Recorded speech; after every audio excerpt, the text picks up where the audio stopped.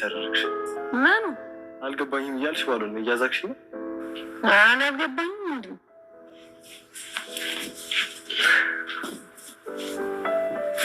ግን ዳጣ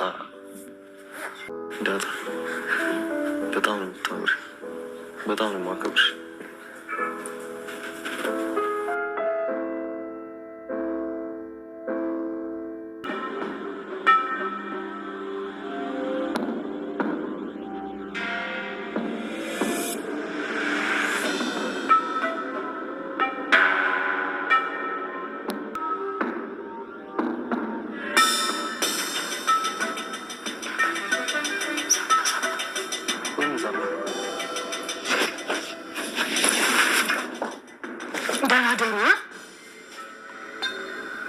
ደግሞ ከዳጣ ጋር ፍቅር ያጫወታችሁ ነበር አይደል? አቢጌል በቃ ወደ ክፍልሽ ሂጂና ተኝልኝ።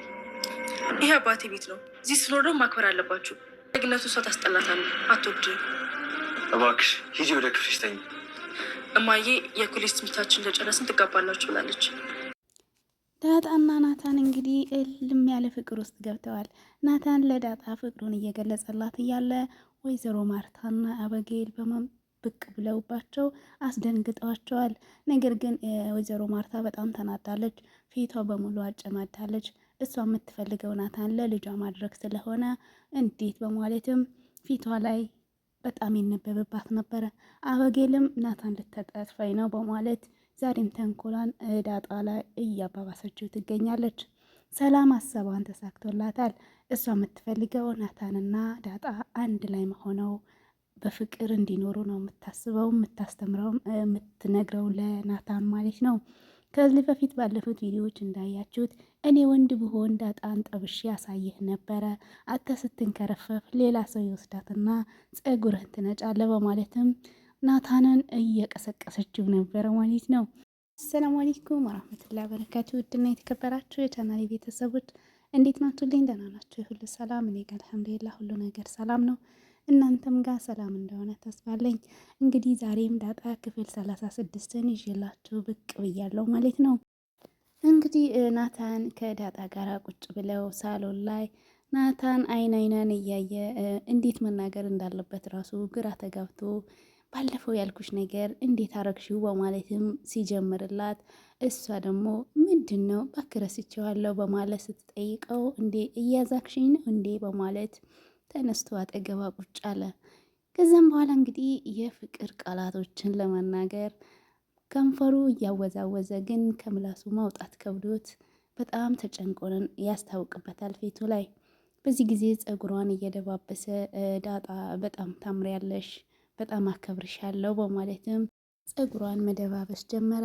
እንዲሁም እጇን ጠብጦ መናገር የሚፈልጋቸው ቃላቶች ያሉ ይመስላሉ ከፊቱ ሲነበብ። እሷም ዞር ብላ እያየችው ትመለሳለች። እሷም ያስታውቅባታል ከናታን ጋራ ፍቅር እንደያዛት በጣም ያስታውቅባታል። ነገር ግን ያው አበጌልን ስለፈራች ነው። እንግዲህ ናታን ከዳጣ ፍቅር በጣም ይዞታል። ይህም ደግሞ የሆነው ገና ከመጣች ቀን ጀምሮ የእሷን ማንነት፣ ባህሪዋን፣ ግዴለሽነቷን፣ ጥንቁቅነቷን በቃ ለሆነ ነገር ማለት ጎበዝ ናት። በዛ ነገሮች እሱ እንግዲህ ወዶላታል ባህሪዋን ማለት ነው። ብዙ ጊዜ ሊነግራት ይፈልጋል። ነገር ግን እሷ ቦታ አልሰጠችውም ነበረ። ምክንያቱም አበጌልን ስለምትፈራት ማለት ነው። እንግዲህ እንደዚህ ሆነው እየተጨዋወቱ እያለ አበጌል ብቅ በማለት እንዲሁም እናቷን ጠርታ ነይ ጉዳቸው ነይ ምን እያረጉ እንደሆነ በማለትም ወይዘሮ ማርታና አበጌል ብቅ ብለው ወይዘሮ ማርታ በጣም ሰውን ፊቷ በሙሉ ተጨማዶ ቁጣዋን ገለጸች። ለመናገር ስለከበዳት ነገር ግን ፊቷ ሲታይ በጣም የተቆጨች እና እየተናደደች ትመስላለች። ለምን ቢባል እሷ እንግዲህ ናታን የምትፈልገው ለአበጌል ነው። አበጌልን እንዲያገባ እሷንም እየገፋፋቻት በብዙ ነገር ሀረካት አድርጊበት እንዲወድሽ እያለችም ብዙ ጊዜም ትገፋፋት ነበረ።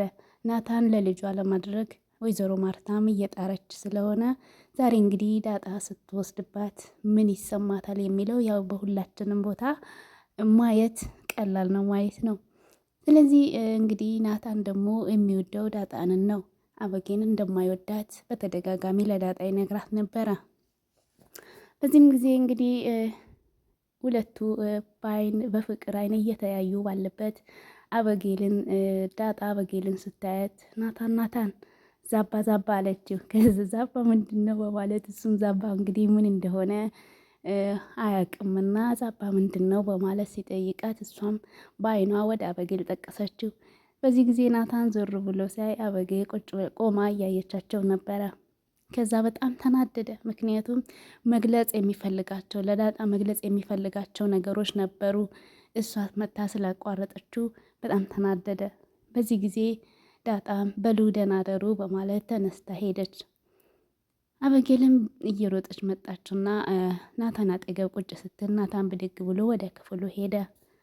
ከዛ ተከትላው እንግዲህ ወደ ክፍል በመሄድ ዳጣ የነገረችህ ምንድን ነው አለችው። ምን ነግራኛለች? እሷ የነገረችኝም አይጠየቀችኝ አበጌ ስትደበደብ እንዴት እንደ ወንድም አላገዝክላትም ነው ያለችው በማለት ሲነግራት አይደለም ለሰላም የነገርካት ምንድን ነው አለችው። እሱም ምንም አልነገረችኝም ንገረኝ አለችው። እኔ አልነግርሽም ምክንያቱም ምንም የነገረችኝ ነገር የለም በማለት ሲመልስላት ምንድን ነው እናንተ እዚህ ቤት ውስጥ የምታገሉኝ?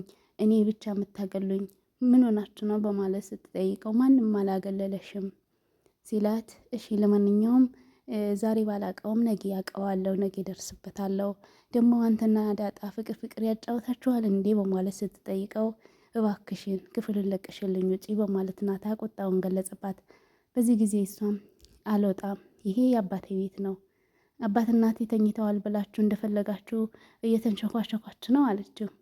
እባክሽ አበጌል ክፍሉን ለቀሽልኝ ውጪ፣ እኛ ምንም አላወራንም በማለት አሁንም በቁጣ ፊት ሲመልስላት ለማንኛውም ኮሌጃችን ስንጨርስ እንድንጋባ እማዬ ጠይቃለች፣ ትጋባላችሁ ብለናለች እማዬ፣ ይሄ ነገር አልነገረችህም በማለትም ለናታን ጠየቀችው። ናታንም እማዬ በፍጹም ይሄ ነገር አትናገርም በማለት ሲመልስላት ትሰማኛለህ፣ ከዛሬ በኋላ ከዳጣ ጋር ስትሸኳሸኩ ባያችሁ አናትህን ማፈርስልህ በማለት ክፍሉን ለቃ ወጣች። ናታን እንግዲህ በጣም ድብርት ውስጥ ገባ። ምክንያቱም ለዳጣ መግለጽ የሚፈልጋቸው ቃላቶች ነበሩ። እንግዲህ የናታን የዛሬ ለፍቅር መነሳሳቱ ምክንያት የሆነችው ሰላም ናት። ሰላም እንግዲህ ከዚህ በፊት በተደጋጋሚ ከዳጣ ታወራላችሁ፣ ከዳጣ እንዴት ነው ስለ ዳጣ ያለህ ቦታስ እንዴት ነው እያለችን በተደጋጋሚ ተጠይቀው ነበረ።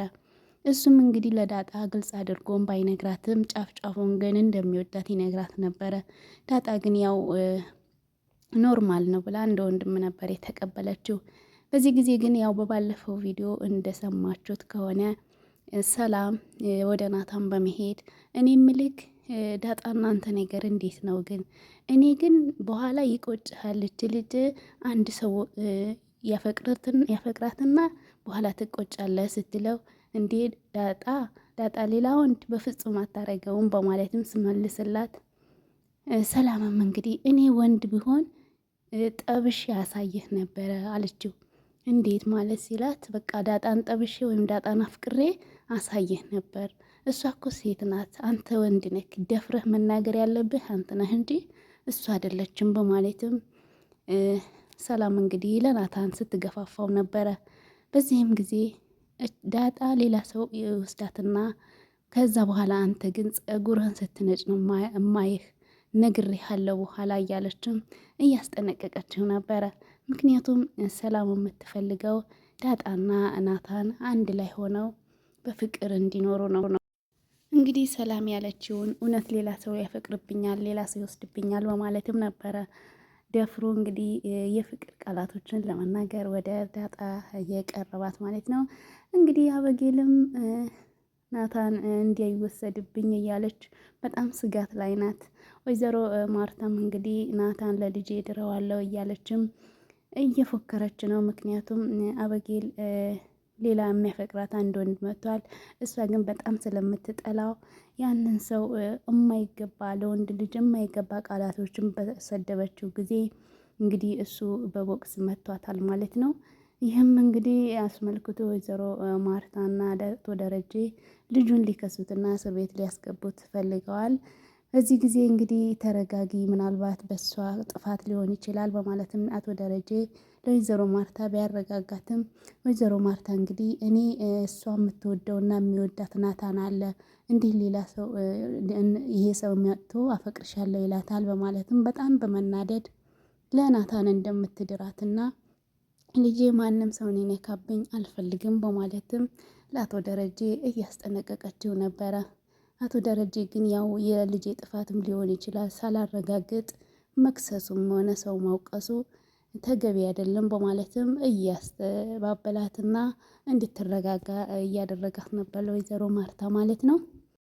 ውድ የቻናላችን ቤተሰቦች ዳጣና ናታን እውነት በፍቅር ይዘልቁ ይሆን የሚለውን እንግዲህ በቀጣይ ቪዲዮ መጨረሻቸው ምን ይሆን የሚለው በቀጣይ ቪዲዮ ይዘን እንቀርባለን ማለት ነው። ለዛሬ የነበረኝ ቆይታ ይሄ ይመስል ነበረ። በአዲስ ቪዲዮ እስከምንገናኝ በያላችሁበት ሰላምና ጤና ይዤ እመኝላችኋለሁ። መልካም ቆይታ። ሀሳብ አስተያየታችሁን ደግሞ በኮመንት አስቀምጡልኝ። ከወደዳችሁ ሼር አድርጉት፣ ላይክ ማድረጋችሁን እንዳትረሱ ማለት ነው። ለእናንተ ባይጎዳችሁም ለእኔ ግን ላይኩ ይጠቅመኛል ማለት ነው። ሀሳባችሁ ደግሞ ሞራል እንዲሆነኝ ሀሳባችሁን ግለጹልኝ እላለሁ። ባይ ባይ።